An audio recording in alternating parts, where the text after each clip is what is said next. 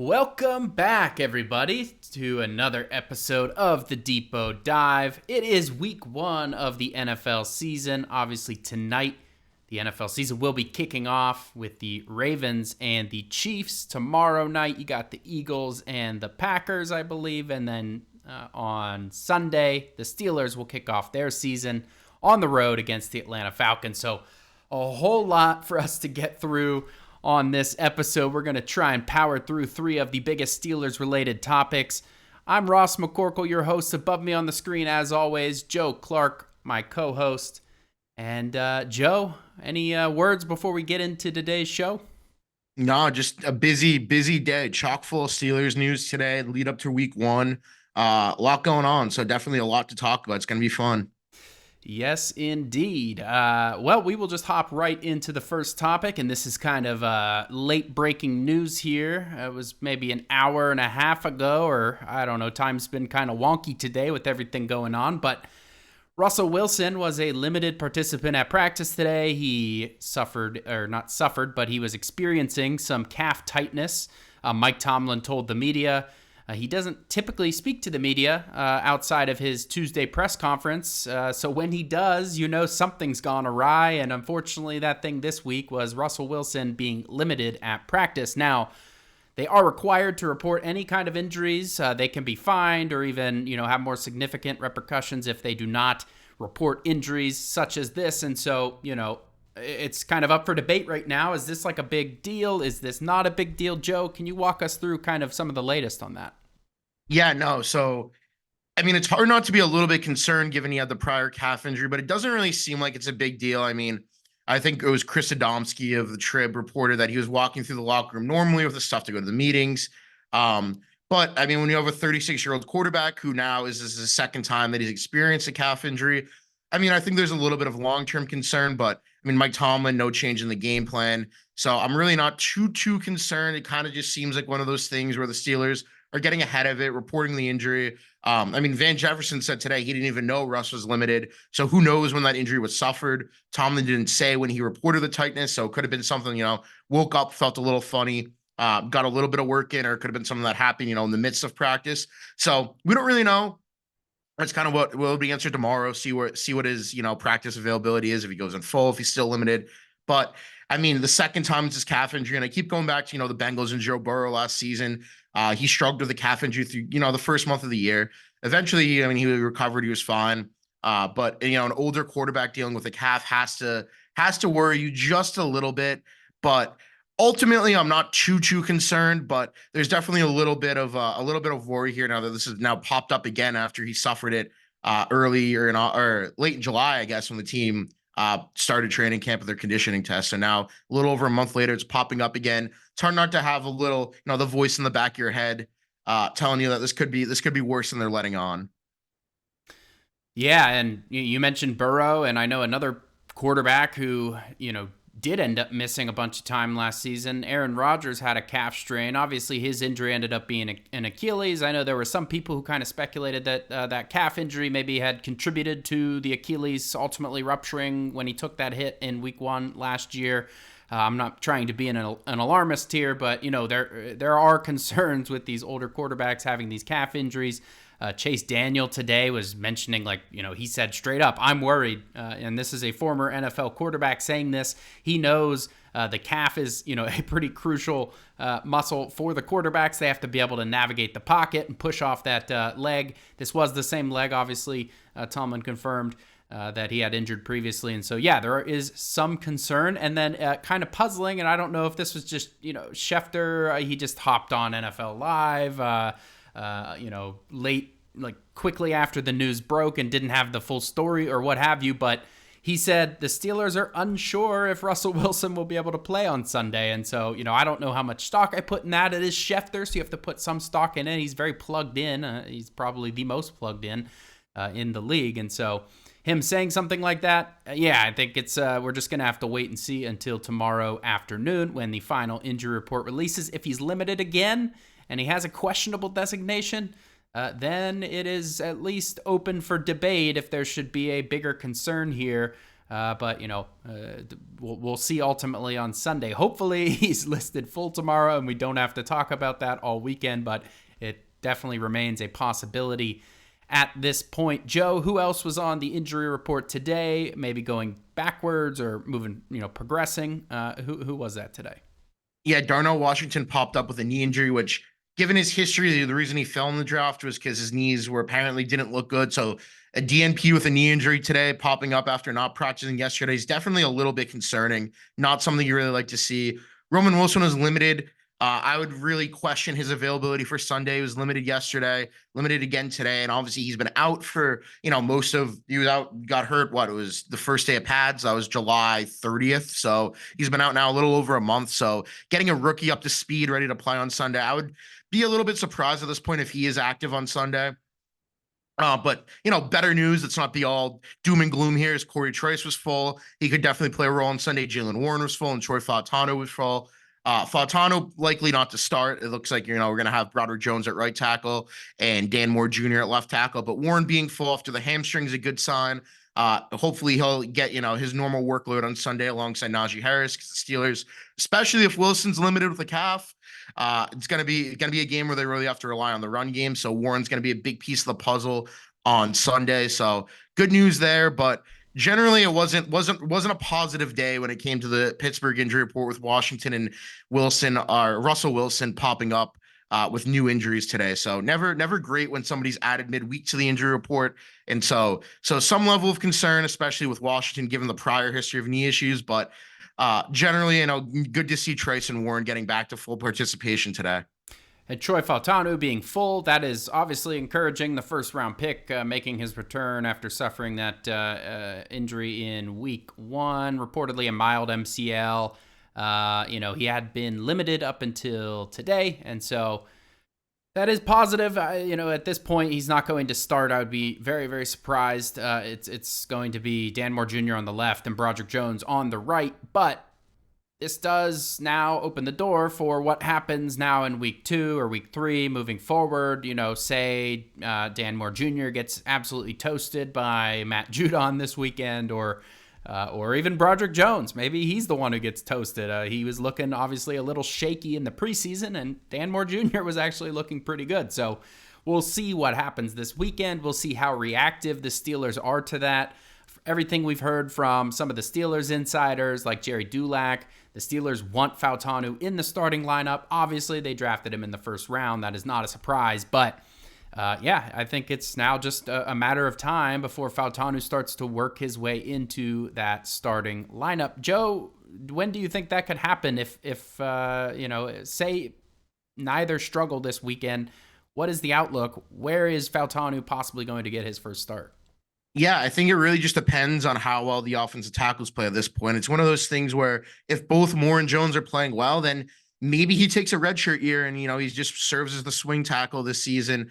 But I do think that it would probably, let's say one of them struggles, more likely, even if Jones struggles, I think, unless Moore is, real rock solid, I think the Steelers would kind of want to play Fautanu at right tackle and move Jones over the left side. So I think that if one of them struggles, Fautanu could be in the lineup.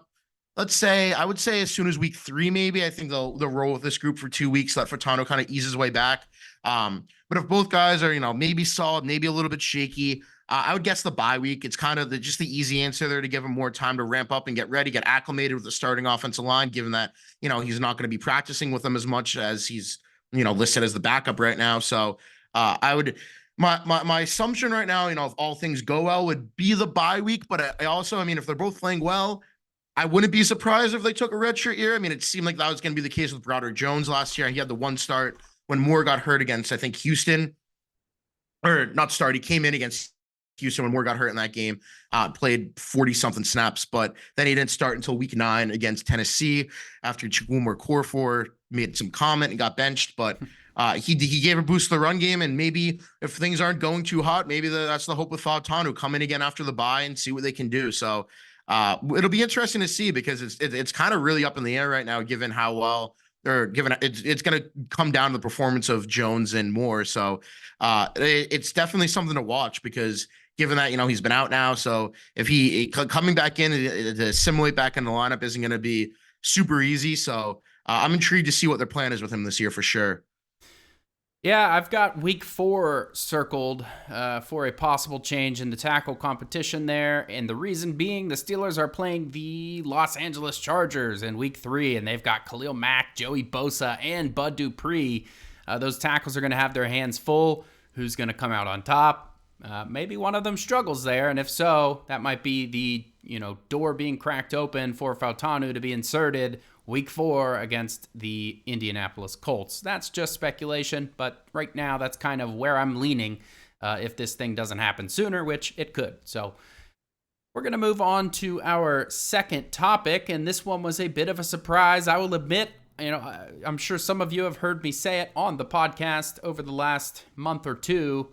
I was not expecting a Cameron Heyward extension to happen until after the season. Joe, I think you were more on the side of it would get done. I was more on the side of why do it now if you're just able to basically do it after this season, after you've seen if he's capable and healthy and all of that stuff. And they went ahead and did it, and I got to say I am pretty excited that it happened. I'm not against it by any means. I know some people are against it just given his age. But Joe, what exactly did they do with his contract, and why should people maybe not be as concerned as they were when they saw the initial number? Yeah, I mean, what the Steelers did is they turned his 2024 salary into a signing bonus. The guaranteed money is basically the same as it stands right now. It was 3-year, $45 million extension, which was actually, it was the largest deal for a player. I think it was over 35 was the number. So good on Heyward for getting his money, good on the Steelers for getting it done. I was surprised it happened, before Pat Freiermuth's deal. I thought Freiermuth was going to be the first guy to get an extension this year, but I think Steelers fans should be thrilled with this deal because if, Heyward suffers more injuries or if he struggles, they can cut him with, very minimal penalty or, move on in some capacity. I mean, given his status in Pittsburgh, I'd be surprised if something like that happened. I think, if Heyward realizes he's declining or his body can't hold up, I think he'd probably opt to go the retirement route rather than getting cut and trying to hang on somewhere else.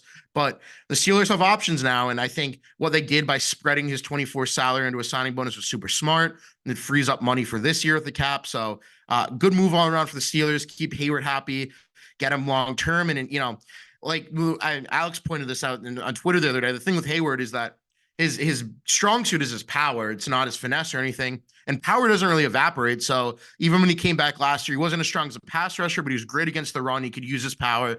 And that's something that I think he's still going to be a solid player. He's still going to be an anchor of the defensive line this year. So keeping him around long term, getting it done now. And, he's a team captain. He's a guy that beloved in the locker room, beloved in the city. Keep him happy and, eager to get out there for another season. Just good business all around. Yeah, and I don't think this had been announced yet as of our last episode, but Cameron Heyward, 10th straight year being a team captain. Along with him, you had TJ Watt, who's been a captain for a number of years now, Russell Wilson, the captain of the offense, and Miles Killebrew. So basically the same set of captains as last year. Sans, Kenny Pickett, and they just swapped him out for Russell Wilson. I think that's a big upgrade there in terms of leadership on offense. Russell Wilson, his 12th or 13th or something straight year. I think it's his 12th straight year as a captain in the NFL every season except for his rookie season, including the 2 with Denver where, things weren't really working out all that well. Even after that first ugly year, he was still a captain in that second year under Sean Payton. And so a lot of captain experience there. But that is besides the point of extension talk. I think it's a good thing. I mean, now you can hopefully draft a defensive lineman high up in the draft next year. Maybe it doesn't have the urgency of needing to be a first-round pick like it might have if Heyward's situation was up in the air more than it is now. But certainly in the first round or 2, I would think a defensive lineman is certainly on the table. And from what I've seen from a lot of the draft analysts out there who are already deep in the college tape and deep in the scouting world, there seems to be a lot of good defensive linemen coming in the pipeline this year compared to last year where there were almost none. And teams are having to reach for guys like maybe a Mason Smith who, a lot of people had him maybe 3rd or 4th round. And what did he end up? Like high 2nd or something like that, mid-2nd. And so, a lot more options next year. So it's great if you can get one of these high pedigree, high talent defensive linemen in the room with Cameron Heyward, with a Keanu Benton. These are great guys to kind of help build up the future of the kind of transition into the next era. And so you'll have Benton and whoever they draft, and a lot still to be seen with that. But I think that is a positive. The leadership stuff is a positive. Heyward is at 80.5 sacks. The magic number. I think Alex wrote this one in the offseason at some point for defensive tackles. If you can get to 90 sacks, most of those guys end up in the Hall of Fame. Cameron Heyward's at 80.5, and currently his contract runs through 2026. He's got 3 seasons to put up 9.5 sacks. That's a little over 3 sacks a year, and I think he only needs something like 4 or 5 or 6 sacks a year to be in the top 10 of all time, and that is including when sacks became an official stat in the 80s. And so, this is an impressive guy who now has a real shot. I wrote about this shortly after the deal. He has a real shot now to enter the Pro Football Hall of Fame. Probably not first ballot, but someday down the line, he now has a good chance at solidifying that resume. Joe, you mentioned Freiermuth. I think Jeremy Fowler this morning put something out saying that the Steelers would like to make it happen before Sunday. Freiermuth's been on record saying he would like to stay in Pittsburgh. There's 2 willing sides. Usually that means a deal's going to happen. 1, do you think a Freiermuth deal's going to happen? And 2, do you think that anybody else could be in line for an extension prior to Sunday? Yeah, I do think we'll see a Freiermuth deal here in the next few days. Like I said, I'm surprised it hasn't happened yet. It seems like both sides were kind of making progress, and it seemed, that rumors, not outright rumors about Freiermuth, but rumors on an extension was close or happening earlier in camp. I think the general thought was that it'd be Freiermuth. His agent was in the Trove for training camp. So I'm a little surprised we're sitting here now just a few days before, Steelers kick off week 1, and he's still unsigned for next season. And so I do think it's going to get done. I ultimately think they're going to come to terms, but the fact that it hasn't happened yet means maybe they're waiting till after the year. I know Brooke Pryor put out a report that she had talked to some people who said they didn't think it was going to get done. Freiermuth has a concussion history. I think he said 3 since entering the NFL. He had a hamstring injury last season. He's coming off a year. I think, he had 200 something yards. So not coming off a great production. So paying him, and not necessarily top of the line, but good money for a tight end, maybe isn't the priority for the Steelers this year. Maybe they want to see how he looks in Arthur Smith's offense. Maybe they want to see if they can get somebody like Connor Heyward to step up and become a receiving threat at tight end. They can pair with Darnell Washington, provided he's healthy, and as the blocking tight end, and Heyward more receiving role. So we'll see. But I do think it'll get done. But the fact it hasn't happened yet does make me think that there is a chance it doesn't happen. But I do lean on the side that they'll come to terms. Yeah, and then I guess the other candidate would be Najee Harris. They declined his 5th-year option, so we'll see what happens there. I think Jerry Dulac just said that they have no plans at doing that this offseason, and so maybe we have to wait until next February or early March to try and get something done with him. But at that point, he can enter unrestricted free agency and negotiate with whoever he wants. And if I'm him, I at least go and test those waters, see what my market value is. So if they don't lock him up before Sunday, then we are talking about Harris likely moving on, though it is possible that they do reach a deal later on, prior or during the start of free agency next year. But I think that is it in terms of kind of the expected extensions this year, or at least the possible extensions this year. So we will move into our 3rd topic. On Sunday, I released a prediction for the Steelers 2024 season. I went game by game, just gave a little blurb on each game and kind of talked about, why I thought each result would happen. I listed a score for each game. I listed a record prediction and all of that jazz. And so, Joe, I just wanted to walk through each of my games here, and you could just basically say if you agree, if you disagree, where we might differ, and we'll try and land on a record prediction for you as well. Though, obviously I had time to sit there and write and research and all of that. You are doing this off the cuff as we go along here, but we'll spend a little extra time on week 1, being that it is the upcoming game against the Atlanta Falcons on the road. Unfortunately, I took the Falcons in this one. I had it being relatively close at 21-17. I do think that there is more of an advantage to the Falcons being familiar with Arthur Smith, more so than Arthur Smith being familiar with the Falcons personnel. Even when Terrell Austin, the defensive coordinator, was asked just today if he had kind of picked Smith's brain in terms of some of the Falcons players, Austin pretty much said, maybe in a sense he could help with the abilities of some of the personnel, but Austin said, I am pretty much aware of what a lot of these guys are capable of, a lot of high drafted players and talents that have been around in the league for a while. And so I don't know how much of a huge, advantage they have there, but on the other hand, I think the Falcons do have quite an advantage against Arthur Smith. I think 8 or 9 of their starting defense are the exact same as they were last year. And some of these players have been around for, Smith, either his whole tenure or a couple years. They have been practicing against his system in practice every day for, years now. And so they have that advantage of just kind of knowing his tendencies, knowing what's going to happen out of some of his formations. Now, of course, Smith knows this, and he's going to be working to counter that, but therein lies the kind of chess game of it all. But I had a slight edge for the Falcons in this one, and the Steelers' offensive line kind of struggling in the debut with some of these young guys, including Spencer Anderson getting his first start and Zach Frazier getting his first start in the NFL. So 21-17, Joe, where are you at on that one? Yeah, I'm with you right around the same boat. I think I would go like 24-20. And as you said, with the offensive line kind of struggling, that's kind of what, flipped my opinion. And obviously the Falcons also adding Justin Simmons and Matthew Judon in the last month. Those are 2 huge additions to their defense. Judon against the Steelers tackles, I think, is going to be a little bit of a mismatch. And that concerns me a little bit.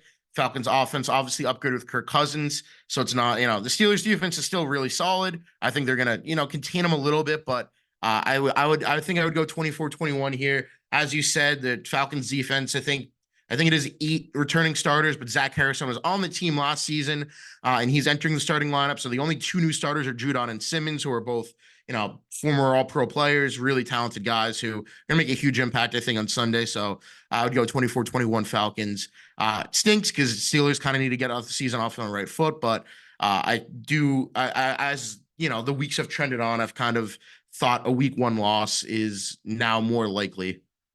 All right, so we agree there. Week 2, I actually have a pretty big bounce back game for the Steelers. Russell Wilson's revenge game. I've got 31-17. I got a quite large spread on that one. I just don't buy the whole Bo Nix starting thing. I mean, he could be a good player down the line. I watched him in Mobile at the Senior Bowl. I wasn't overly impressed there. I know that the Sean Payton and the Broncos have been impressed enough to make him their Week 1 starter. Mike Tomlin over the years has been pretty good against the rookie quarterback, so I took the Steelers 31-17 over the Broncos. Yeah, I'm more or less in the same boat. I think, we'll see how Bo Nix does on Sunday, but anytime it's a rookie quarterback early in the season, there's going to be some measure of a struggle. I think Russell Wilson's going to be a little bit motivated after how things went down with Denver and with Sean Payton. So I could definitely see the Steelers taking this one and having a pretty solid day on the offensive side of the football. All right, those are 2 of the more intriguing matchups here in the early season. We'll go through some of the rest of these quickly in the interest of time here. Chargers. I had the Chargers actually winning this one 17-14, and they're actually in Pittsburgh for that game. But like I said, their pass rush scares me a whole lot with this offensive line, especially the fact that it's coming early in the season, and you're talking about Bosa, and you're talking about Mack, and these guys going against the Steelers. Joe, is this going to be the first game that we differ? I think it will be. I think the Steelers defense is going to come through in this one. The Chargers offense, they got Justin Herbert, who's a great quarterback, but his top weapon is Lad McConkey or Joshua Palmer. So not really a ton of weapons to throw the ball to. And the Steelers are going to see 2 running backs they're very familiar with from their time with the Baltimore Ravens, and Gus Edwards and J.K. Dobbins. Dobbins has had a success against Pittsburgh in the past, but I think the Steelers defense is going to come through in this one, and the Steelers are going to win and move to 2-1. All right, the Colts, I had the Steelers winning this one 27-17. And trying to look through, the Colts obviously won this one last year 30-13, but that was with Mitch Trubisky starting, and this is going to be a whole new set of circumstances. Where are you at on this one, Joe? And I think it could be a close one. I think it'll be a closer game, but I also have the Steelers coming up on top, maybe field goal win, something like that. I think Anthony Richardson's going to have a really solid year, so big on the Colts this year. But I do think the Steelers will pull through here early in the season, especially if that's the game where Isaac Seumalo can make his return to the lineup. Yeah, good point. That would be a nice sight to see. Week 5 against the Dallas Cowboys. This is another opponent that I think a couple of the last time the Steelers have played the Cowboys, it hasn't really gone their way. But I actually did have the Steelers. You know, they a lot of people complain that they lose to opponents they shouldn't, but there's usually a game or two that they win that people don't expect them to win. And this is one of those where I see the Steelers coming out on top. I do have a fairly, high-scoring game, 27-21. The Cowboys just don't have the rushing attack that they once did. I know they have Ezekiel Elliott back in town, but he's older. The next guy is Rico Dowdle, and they lost some key offensive linemen. They lost Tyron Smith. They lost Tyler Biadasz at center, and so a lot of change there for the Cowboys. They will still be able to pass the ball with Prescott and CeeDee Lamb and some of those guys, but I'm a little bit concerned about their offense this year. So I had the Steelers on top, 27-21. Yeah, I think this one's really going to come down to really the pass rush and the offensive line play. But I mean, the Cowboys, CeeDee Lamb is just an absolute monster. Dak Prescott, it's coming off a year where he was in MVP conversations. I think this could be one where the Steelers kind of falter a little bit and the Cowboys take the win. And the Vegas Raiders for week 6. This one's on the road. I believe this is the Steelers' longest road trip of the season, the longest travel distance that they have to go. Last year, they also played in Vegas. I was at that game. It was very heavily Steelers fans, full of Steelers fans in the stadium. Steelers won that game.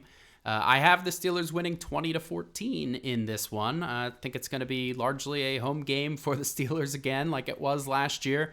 Max Crosby is a concern, but they have Gardner Minshew at quarterback. He did beat the Steelers last year, but I think that was kind of with half of the defense being out injured and hurt, and the defense just wasn't in a good spot. So I think it'll be a much different thing this time around. Yeah, I think we're going to get a bounce back win from the Steelers here. I think they're going to come to Vegas and take care of business. All right, week 7 versus the New York Jets. This one is prime time, and I think this is going to be a defensive battle. I mean, I know a lot of people are excited about Aaron Rodgers and some of the weapons that he has, Breece Hall and Garrett Wilson, all these guys that he has on offense. But their defense, to me, is the big scary part about this. I think the Steelers' defense is right up there with the Jets in terms of top, 2, 3, 4, 5 defenses in the league. And so I have this one being a slogfest on national television at 14-12 with the Jets taking that game. Yeah, I'm in the same boat there. I think the Jets are going to win, and it's going to be a fairly low scoring affair. All right, and we'll just go until the bye week, and we'll do the second half of these predictions next week in the interest of time. So we'll wrap things up here with Week 8 versus the New York Giants. I have 28-13, the Steelers winning this one, and so my record ahead of the bye here is 5-3. Joe, what do you see happening in this game? This is kind of a get-right game for the Steelers after losing to the Jets, heading into the bye on a little bit of a high. At 5-3, which does give them a pretty good chance over the back half. What do you see happening in this game, and where does that leave your record here for the first half of the season? I'm also going to go with the Giants, and I think that would also leave me at 5-3. I think we flipped on 2 games. I had 1 win, you had 1 loss, and you had 1 loss, and I had 1 win. So I think we're even at 5-3, just a different way of getting there.